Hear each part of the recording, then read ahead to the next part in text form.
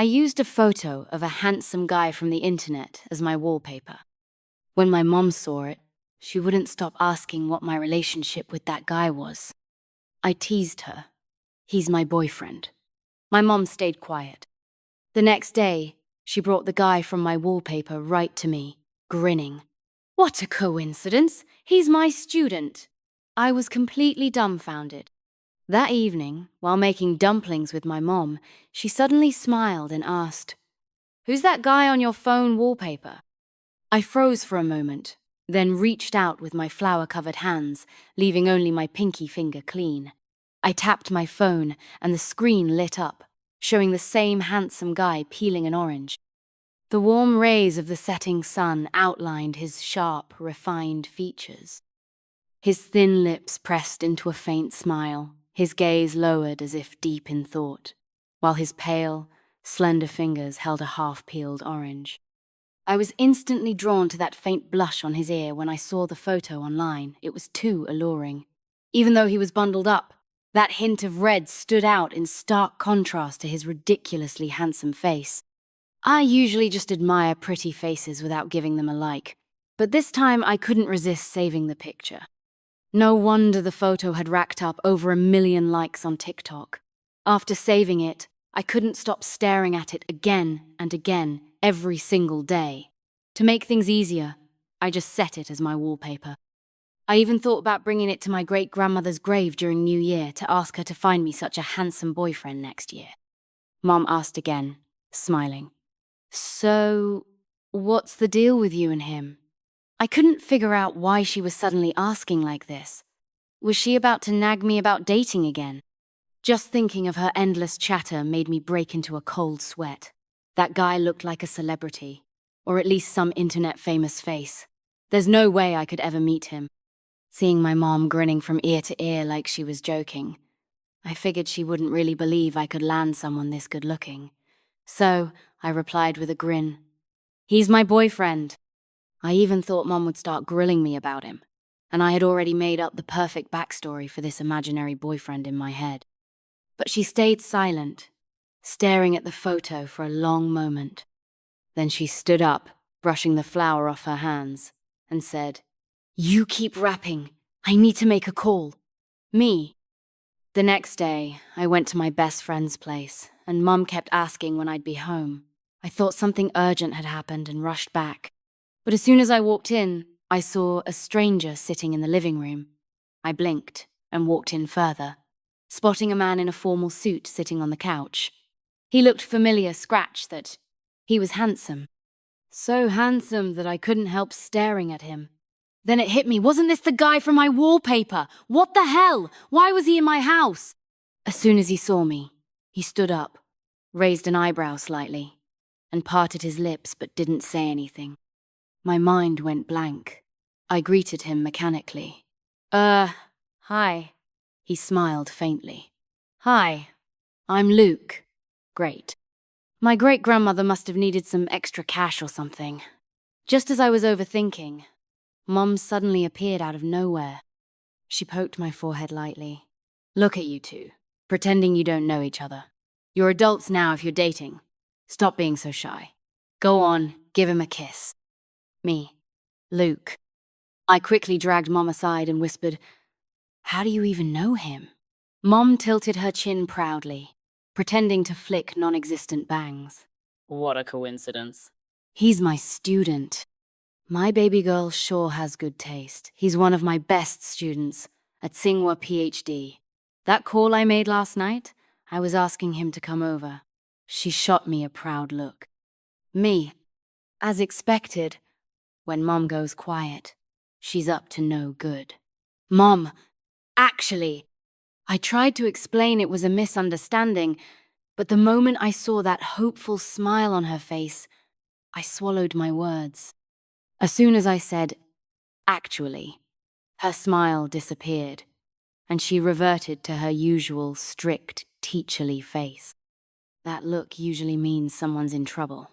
If I told her the truth now, I'd be doomed. And how on earth did Luke agree to come here? Was he tricked? Or was he here to expose me? I couldn't figure it out, and Luke just stood there giving me this unreadable smile. Actually, what? Mum's tone turned cold. A light bulb went off in my head, and I clapped my hands. Actually, Mom. Oh no, I just remembered. I forgot to buy something. Luke, my boyfriend, and I will run out real quick. I didn't dare look at Mom's face after saying that. I quickly grabbed Luke by the arm and dragged him out. Mom's voice trailed behind us. Be careful, and come back early for dinner with Luke. I took him to the bubble tea shop downstairs. 5 minutes later, Luke sat across from me in his suit, holding a cup of creme brulee milk tea. No ice, less sugar. The sight was off. I'd asked him what he wanted, but he kept shaking his head, saying he didn't like any of it. Yeah, right. I ordered him my usual anyway, just to be bossy. I eyed his suit. Sure, he looked great, but it was way too formal. It made me laugh. I couldn't help asking, do you always dress like this when you visit your teacher's house? He gave an awkward laugh. No, I thought I was going to my girlfriend's place, so I dressed up. Shouldn't have asked. Seeing me go silent, he added, your mum said you called me your boyfriend and asked me to come over for a meal. I was speechless. And you just went along with it? Aren't you supposed to be the genius type? How could you be this gullible? Come on, send me 500 I need to test your IQ. He blinked, then pulled a few red bills from his suit pocket. I don't have your WeChat. Is cash okay? I almost spit my milk tea all over him. After forcing myself to calm down, I explained everything. I told him I only used his photo as wallpaper because I thought it was just a random internet picture. And that comment last night was just me joking. He listened quietly, nodding now and then. Finally, I asked the question burning in my mind. You knew I was lying. So why did you come? Luke's eyes softened as if he was thinking. After a long pause, he said with a lazy smirk, nothing better to do. Thought I'd come see what my girlfriend looks like. Typical. And he still had to throw in a jab. I really need to stop reading so many novels, my brain's been fried by them. How could I even dream of some secret crush story? Turns out, he came here just because he was bored. Guess I'd better burn more money for my great-grandmother this new year. I didn't dare hope he'd be my real boyfriend. But right now, I desperately needed him to pretend. Otherwise, I'd be eating dinner with the dog tonight. So, do you have a girlfriend? Huh? He looked puzzled, then shook his head. Good. Then would you mind just going along with it and pretending to be my boyfriend? He stayed silent. I panicked he might refuse, so I rushed out. You already drank the milk tea. You can't say no now. I clasped my hands together like I was praying. Just this once. We'll break up after New Year's. Fine. I'll help you. But you'll have to give me something in return. He said, his gaze locking on me. I stiffened. What do you mean, something in return? I don't have much in my savings, so don't ask for anything crazy. Luke chuckled at my expression. I haven't decided yet. I'll ask you later, okay? With that, we reached an agreement, and Luke quickly slipped into the role of boyfriend. He handed me his QR code. Add me, girlfriend. Sure. I almost forgot about that part. After adding each other, Luke sent me his basic info. I edited mine and sent it back, just to make sure we wouldn't get caught if the elders asked anything. I thought for a moment and told Luke, if anyone asks, let's say we've been together for 3 months and met through a friend. Got it. Since we'd said we were out shopping, we had to bring something back, so after finishing the milk tea, we went to the supermarket. In the store, Luke followed me with the cart while I grabbed a bag of chips with one hand and a pack of crunchy shark snacks with the other. Within minutes, the cart was full of junk food. Luke tried to stop me, but I shot him a look that shut him up. No one gets between me and my snacks, not even you, Mr. Perfect. At checkout, Luke told me he needed to pick up something else. I glanced at the long line and told him to go ahead. While waiting, I grabbed 2 packs of gum with cute packaging from a nearby shelf. When I walked out and saw Luke waving at me with a pile of gift boxes in his hands, I was speechless. They didn't look cheap, and he'd already brought plenty when he came. "The tea here's good, so I grabbed more," he explained. It was just supposed to be for show, but he was treating it like it was real. No wonder he's the top student, he takes everything so seriously. I glanced up at his earnest expression, sighed silently, and didn't say anything since the stuff was already bought. On the way back, Luke suddenly seemed nervous, sticking by me and asking question after question. "Does your dad drink?" "My alcohol tolerance isn't great." I shook my head. "My dad doesn't smoke or drink." He visibly relaxed, then asked again, "Is your mum cooking?" I should go help. He even pulled at my arm to make me walk faster. I grabbed his sleeve and reassured him. "Relax, my mum doesn't cook. We can take our time." His tense face finally relaxed. When we got home, my dad was in the kitchen, flipping the wok like a pro, too busy to notice anything else. Luke was stunned, standing there with no way to help. At dinner, Mom was overjoyed. She opened a bottle of white liquor and kept pouring. Luke didn't refuse and drank with her. I tried to stop him, but Mom glared at me. Dad told me to eat and keep quiet, and Luke was already pouring himself another glass. Me. Didn't he just say his tolerance was bad? By the end, he couldn't even lift his head. I instinctively reached out to steady him, but he beat me to it, leaning against my shoulder. His cheek brushed mine as he shifted to get comfortable, his warm, alcohol-scented breath on my neck making it tingle. I tried to lift my hand to scratch my neck, but couldn't. His long fingers were gently holding mine, occasionally giving them a squeeze. My face burned, and I glared at Mom. "Look what you did! He can't drink, and you still kept pouring." Oh, look who's worried now. "How's he supposed to go home like this?" "It's not like we don't have a place for him to stay," Mom said, winking at Dad. Dad got the hint, grabbed Luke's arm, and hauled him to my brother's room to rest. I looked at Luke, completely knocked out, and sighed. Tomorrow's New Year's Eve. Aren't you worried his family will miss him? Mom froze, frowned, and shot me a sharp look. "He's an orphan. You're his girlfriend and you didn't know that." I regretted not reading the details when Luke sent me his info. I'd only glanced at his birthday and hometown. Mom was like a teacher who always tests me on the stuff I didn't study. Everything I knew wasn't on the exam, and everything on the exam I didn't know. My palms got sweaty. Was I about to blow my cover? Just then, our Samoyed barked twice from its bed, tongue out, paw raised like it was mocking me. "Busted. Guess you'll be sleeping in the doghouse tonight." I scrambled to fix things. "He hasn't told me." Before I could finish, Mom pointed to the huge bag of snacks I'd bought, letting out a sharp gasp.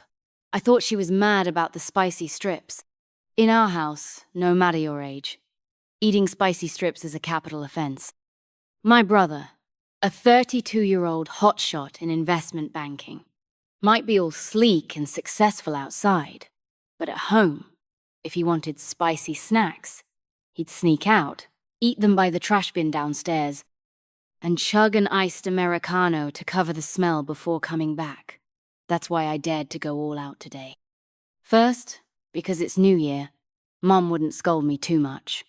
Second, with her prize student Luke here, I figured if she asked, I'd just blame him. No way would she come after me. But instead, she just reached into the bag, pulled out 2 packs of gum, and held them up. "Jennifer, are you trying to rebel?" "Seriously, isn't that overkill? How is chewing gum rebelling?" I huffed and snatched them back. "I like it. Stay out of it." "Not before you're married." "Who made that rule? I'm eating it now." Mom fumed and twisted my ear. I yelped and struggled. "Was it you or Luke who wanted to buy this?" "It was Luke." I chickened out and tried to pin it on Luke. But as soon as I said that, I regretted it, because I noticed the small print on the bottom right corner of the package condoms. "Tony, go wake Luke up! This is outrageous!" I quickly stopped my dad, flustered. It was me," It was me. I thought it was gum. Seriously, who names a condom brand I.O. Bubble? I thought it was some fun bubble gum, so I bought it out of curiosity. After explaining myself over and over, Mom finally believed me and confiscated my 2 packs of AO Bubble. After this whole fiasco, I realized Luke couldn't stay here too long. I had a feeling that with him around, our lie would get exposed sooner or later, and I wouldn't know how to deal with the fallout. So I told my parents, Luke and I haven't been together that long. Having him spend New Year with us is a lot of pressure for him. Maybe we should let him go home tomorrow. Mom disagreed. It's just one more pair of chopsticks. Spending New Year alone would be so boring for him. Besides, you've been grinning at your phone 1 minute and crying the next. He's clearly the reason. Isn't this the perfect time for you two to spend more time together? I couldn't possibly tell Mom that my crying and laughing was because of novels, not because I was in love. Dad also disagreed, saying, "Let Luke stay. Your brother's not coming home this year, and we're missing a 4th player for Mahjong." Missing a 4th player? That was way more serious than my lie. Trust Dad to think of that. I even stopped agreeing with my own argument from 2 minutes ago. I slapped the table and said, Right. Without Luke, this family will fall apart. Everyone, keep an eye on him. Don't let him escape. On New Year's Eve, after our reunion dinner, I asked my parents for lucky money. Since I was working, they didn't really have to give me any, so they gave me and Luke symbolic red envelopes of 100 yuan each. I pouted, clutching the small envelope, and whined for a bigger one. They ended up giving me the one meant for my brother. Luke said he wanted to give me one too, but I quickly refused. No way. That's from my parents. Then why did you take your brother's so easily? His tone sounded oddly dejected, like he'd been wronged. My heart softened. Fine, you can give me one too. I boldly stretched out my hand. Instead of giving me the small envelope, he pulled out a thick one practically the size of a brick. Before I could react, he stuffed it into my arms as if afraid I'd refuse. The weight told me there was at least 10,000 yuan inside. I stared at him in shock. He pressed his lips into a smile, leaned close, and whispered, "Happy New Year. Don't say no." A handsome guy and a stack of cash who could refuse. Not me. My heart pounded like a drum, and for the first time, I felt that flutter of excitement. But I reminded myself it was all fake. I'd return it to him later.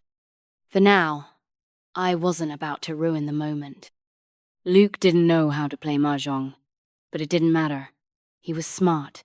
After a quick lesson, he picked up most of it, even catching on to some tricks. With his beginner's luck, he won 9 out of 10 games, totally crushing me and my parents. Mom finally broke down and said, I can't stand the sound of tiles clacking or people cracking sunflower seeds. I prefer the sound of students reading in class." Mom, seriously? New Year's and you're still acting? After that, she dragged Dad outside to watch fireworks, leaving only Luke and me in the house. With mahjong done, he sat quietly, watching the New Year's gala. I grabbed an orange, thought about eating it but didn't want to get my hands dirty, and put it back. Luke picked it up without a word and started peeling it while watching TV. I didn't know how to talk to him, so I buried my head in my phone to ease the tension. Just then, my best friend Isabel sent me a voice message. I meant to convert it to text, but I misclicked, and it played out loud. Isabel's voice rang out. "Jennifer, can I borrow that condom pack you bought yesterday? You probably won't need it right now anyway." I had forgotten to tell her that Mom had confiscated it after yesterday's gum fiasco. The next voice message automatically played. "By the way, if your mom's student is that handsome, you better make a move. You two already." Then the next. "You two are already living together. Isn't it easy to make something happen?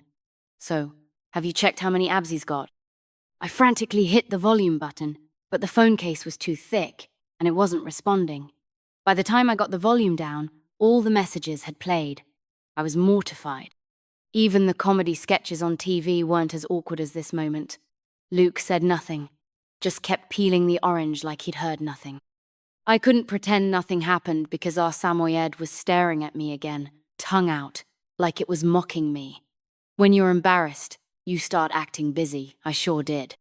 The table was clean, but I grabbed a cloth and started wiping it like my life depended on it. I didn't hold the cup straight, and water spilled backward, right onto Luke's clothes as he reached over to take it. Me, Luke. Before I could apologize, Luke looked down, shook off the droplets, and in the next second, casually pulled off his sweater. Me? Sorry, it's wet, and I'll get cold if I leave it on, he said, pulling out some tissues and dabbing at the spots on his abs where the sweater had soaked through. I couldn't help it. I swallowed hard, sneaking glances up and down, left and right. His body was incredible, pale skin, lean muscle, broad shoulders, narrow waist. Isabel, reporting live. I've seen them. He's got 8 abs, each perfectly defined, with just the right hint of workout marks. His pale skin turned a little red where he wiped, and there's even a tiny mole on the top left ab peak husband material. I no longer think the voice messages were embarrassing. This is a win. I was practically overheating from staring, and he still wasn't putting his sweater back on. Not that I was worried about him catching cold, I was more worried about not being able to control myself.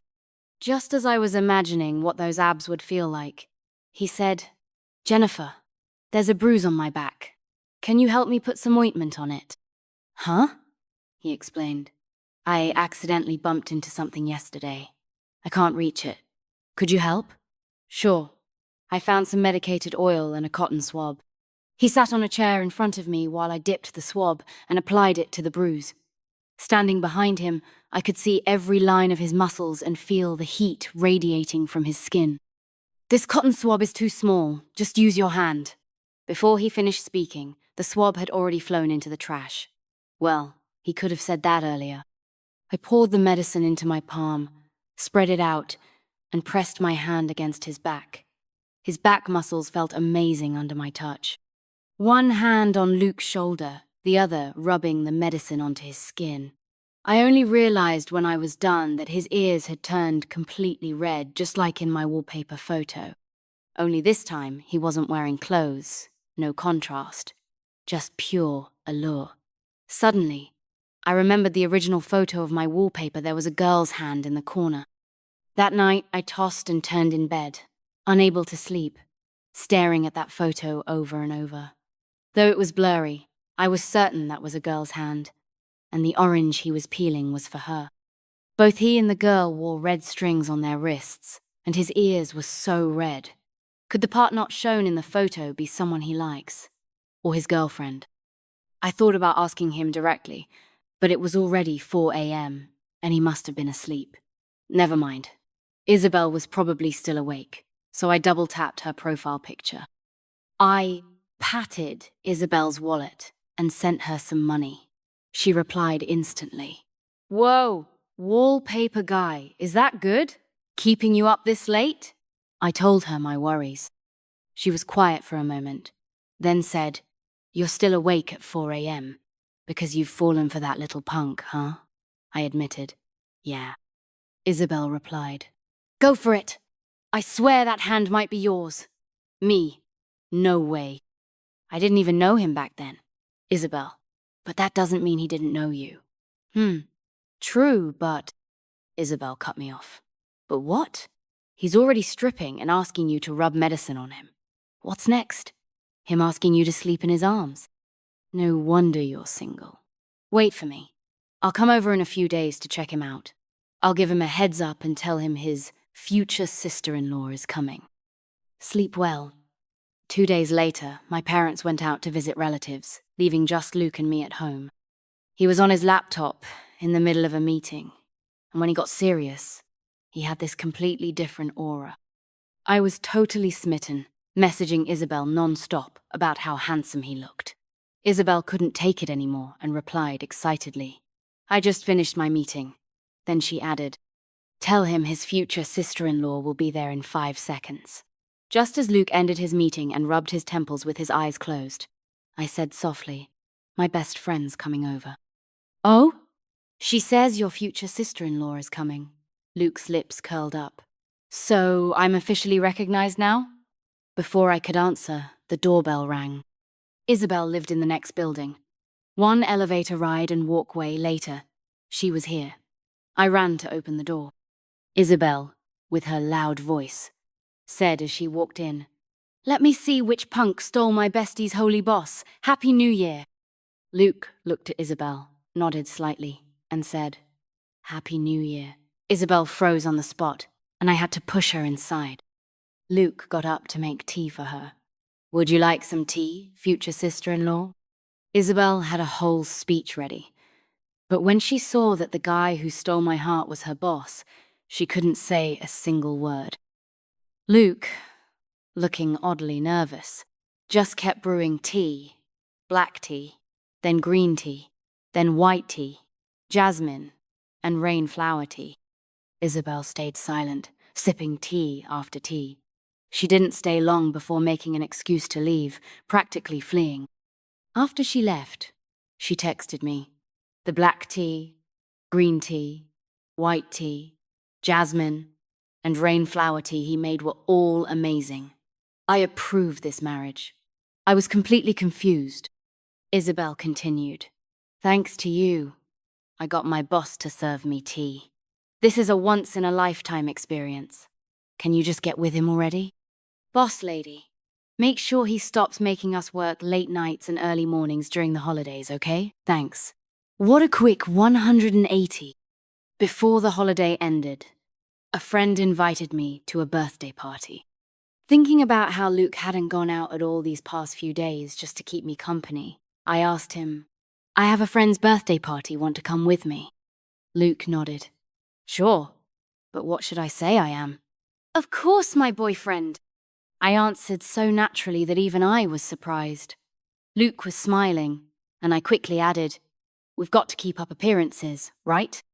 For some reason, his smile faded a bit, and he just said, I brought Luke to the party venue, which was a grassy field set up for camping. When my friend saw Luke, he froze, then glanced between us in shock before sighing in relief, like a weight had lifted off his shoulders. "Jennifer, your boyfriend is Luke." I blinked. "Huh? Is there a problem? You know each other?" My friend said, "No problem. I'm glad to see you two together. You're perfect for each other. Luke and I were high school classmates." This friend was a college classmate of mine, and I hadn't expected him to know Luke too. He told us to sit wherever we wanted and enjoy ourselves. Luke and I weren't fans of noisy crowds, so we found a quiet corner. There was a plate of fruit on the table, and I stared at the oranges for a while but decided not to bother since I didn't want to get my hands dirty. Just as I was about to look away, a hand reached out beside me, picked up an orange and said, "I'll peel it for you." Before I could react, he had already started peeling it. Soon, a perfectly peeled orange was in Luke's long, pale fingers, held out toward me, juice glistening on his fingertips.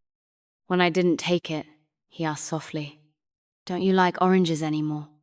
I took it and looked at him. In the dim evening light, I could see his flushed ears, his downcast eyes, and the faint smile on his lips. The scene felt so familiar, not from my wallpaper, but from my own memories. It all came back to me. 4 years ago, at another friend's birthday party, also here, Luke was peeling an orange, just like in my wallpaper photo, and I had been there too. That hand in the corner of the photo must have been mine. 4 years ago, during my zodiac year, Mom had prayed for me at the temple and brought back a red string. As for the one Luke was wearing, I vaguely remembered that Mom brought back 2 strings. I had asked who the other one was for, and Mom said, "For someone who, like Jennifer, deserves to be loved." I now knew that was for Luke, her sponsored student who grew up with her help and was my age. Back then, I didn't know Luke was Mom's student. Now it all made sense. But 4 years ago, Luke and I didn't even know each other. Did he really peel oranges for me all night like that? That couldn't be real. A strong feeling welled up inside me. Luke had feelings for me. Something different. The atmosphere gave me courage, and amid the lively noise, I leaned in close to Luke's ear and whispered, "Luke, do you have a crush on me?" Luke's ears weren't the only things turning red this time. His whole face flushed. He split the freshly peeled orange into segments, placed them gently in my palm, then looked up to meet my eyes. The sky had darkened, and the lights weren't on yet, so our faces melted into the night, but the light in his eyes was still shining. "Yeah, I like you." The noise and chatter around us faded. All I could hear was the boy I liked sitting next to me, murmuring softly, "Jennifer, I like you. Could you say something?" His breath tickled my heart, and I couldn't hold back. I looped my arms around his neck and kissed his lips. That was my answer, "I like you too." A flash like daylight lit up, and we quickly pulled apart, only to see our friend running over with a camera, shouting excitedly, "Holy crap, got it, I got it!" The vibe between you two is electric, handsome guy, beautiful girl, perfect shot. I just wanted to snap you two talking, and bam, you started kissing. This is legendary. I'm sitting at the head table for your wedding. Embarrassed, I hid my face in Luke's arms. He hugged me close and whispered, "Time for a new wallpaper, baby." Before we got together, I thought Luke was a serious guy.